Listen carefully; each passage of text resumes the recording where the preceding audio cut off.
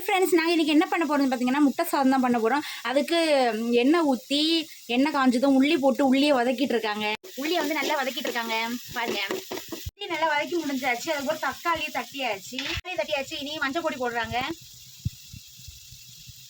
மஞ்சள் பொடி போட்டாச்சு. அடுத்த பெப்பர் பொடி போடுறாங்க. எல்லாம் போட்டாச்சு. இனி கிண்டி கொடுக்குறாங்க.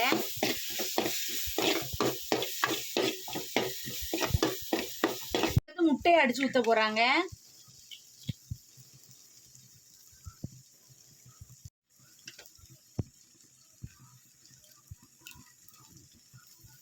ரெண்டு முட்டை அடிச்சு ஊத்தியாச்சு. 3 முட்டை அடிச்சு ஊத்தியாச்சு. இனி வந்து அதை கிண்டி கொடுக்குறாங்க.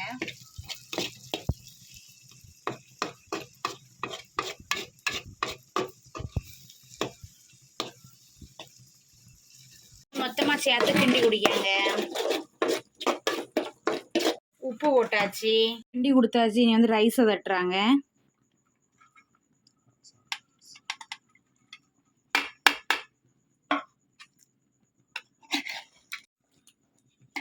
சோறு அந்த இதெல்லாம் குழம்பெல்லாம் சேர்த்து நல்லா கிண்டி கொடுத்தாங்க. எல்லாம் தட்டியாச்சு. ரைஸ் எல்லாம் தட்டி நல்லா கிண்டியாச்சு. ஈஸியாக இப்படி எதுவும் பார்க்காதீங்க. எங்கள் வீட்டில் வந்து நைட்டு எல்லோரும் சாப்பிட்டு கொஞ்சம் போல் ரைஸ் இருந்துச்சு. அந்த ரைஸை தான் எடுத்து முட்டை சாதம் பண்ணிட்டு இருக்கோம். அதனால் ரைஸ் இப்படி இருக்குன்னு சொல்லி யாரும் நினைக்காதீங்க.